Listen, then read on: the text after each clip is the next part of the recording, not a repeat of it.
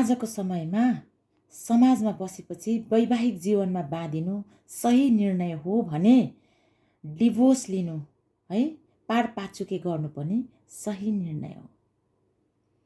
समाजको विसङ्गति विकृति है, एकल हुनु हुँदैन, बिग्रिनु हुँदैन भन्ने कुरा गर्ने मान्छे म आज किन यस्तो कुरा गरिरहेछु भने के चाहिँ गलत हो त भन्ने कुरा चाहिँ म यहाँ गर्न खोजिरहेको छु।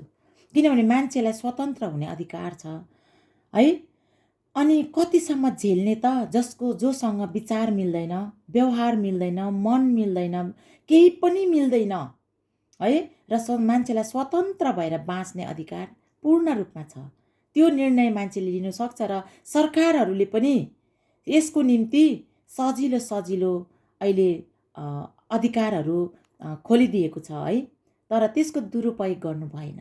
अनि के गर्नु हुँदैन त भन्दा त्यही कुरोको दुरुपयोग गर्नु हुँदैन र हाम्रो दाजुभाइ दिदीबहिनीले जब एकल हुन्छ है, डिभोर्स हुन्छ, सधैँ सहनु सकेन, केही पनि मिलेन भने जब डिभोर्स हुन्छ त्यो आफ्नो अधिकारको कुरो हो, आफ्नो स्वतन्त्रताको कुरो हो। तब डिभोर्स भएपछि एउटा मिलेर बसेको घर बिगार्न हुँदैन भन्नेको चाहिँ मैले कुरा गरेको हो सधैँभरि हो। केटीहरू रिसाउँछ, विशेष गरेर दिदीबहिनीहरू रिसाउँछ, त्यो चाहिँ आएछ काहीँ नभएको राम्रो भनेर मलाई सोचेर ठुस्स पर्छ। तर मैले दिदीबहिनीहरूलाई पनि भनेको हो, तपाईहरू एकल बसेर स्वतन्त्र हुन चाहनुहुन्छ र अझै अर्को पुरुष रोज्नुहुन्छ भने तपाईँलाई अधिकार छ अर्को पुरुष रोज्ने, अर्को मान्छेको प्रेममा पर्ने तपाईँलाई पूर्ण अधिकार छ, तपाईँ पर्न सक्नुहुन्छ। तर मिलेर बसेको घर बिगारेर अर्काको लोग्ने र अर्काको स्वास्नी बिगार्ने चाहिँ गर्नु भएन। पुरुषले पनि त राम्रो मिलेर बसेको घर बिगार्छ आफूले स्वास्नी छोडिसकेपछि। त्यसरी नै नारीहरूले पनि आफूले त लोग्ने झेल्नु सकेन र अर्काको राम्रो मिलेर बसेको घर, ए लोग्ने त राम्रो रहेछ, त्यसले पो राम्रो पाएछ, म पो लानु पर्यो भनेको जस्तै खोजिदिन्छ स्त्रीले। अनि पुरुषले पनि त्यसै गर्छ, फल्नाको स्वास्नी पो राम्री रहेछ हो। प्राय पुरुषहरूले त राम्री त हेर्छ।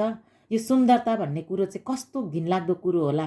के अरे मुहारको सुन्दरता, त्यही पनि है, बुद्धिको सुन्दरता, हृदयको सुन्दरता है, शरीरको सुन्दरता नहेरेर, अनुहारको सुन्दरता नहेरेर बुद्धिको, हृदयको, व्यवहारको, राम्रो कौशलताको सुन्दरता हेर्ने भएदेखि त हरेक पुरुषले सायद स्त्रीलाई प्रेमै गरिरहन्थ्यो होला, एकैवटा स्त्रीलाई होइन।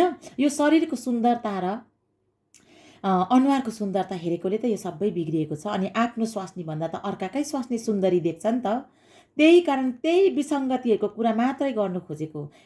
एकल मिल्नुहोस्, एक्लो मान्छे रोज्नुहोस्, अर्कोसँग फेरि प्रेम गर्नु तपाईँ स्वतन्त्र हुनुहुन्छ हो। अनि डिभोर्समा लिनु पनि स्वतन्त्र हुनुहुन्छ। मान्छेले स्वतन्त्र जीवन बाँच्न सक्नुपर्छ।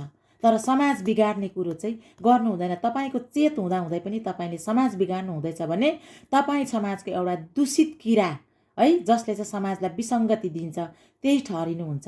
के त यो बल्ल बल्लको सुन्दर जीवन सबैको नजरमा आँखाको छारो भएर विसङ्गतिपूर्ण जीवन बाँच्न चाहनुहुन्छ? तपाईँ आफै भन्नुहोस्। धन्यवाद।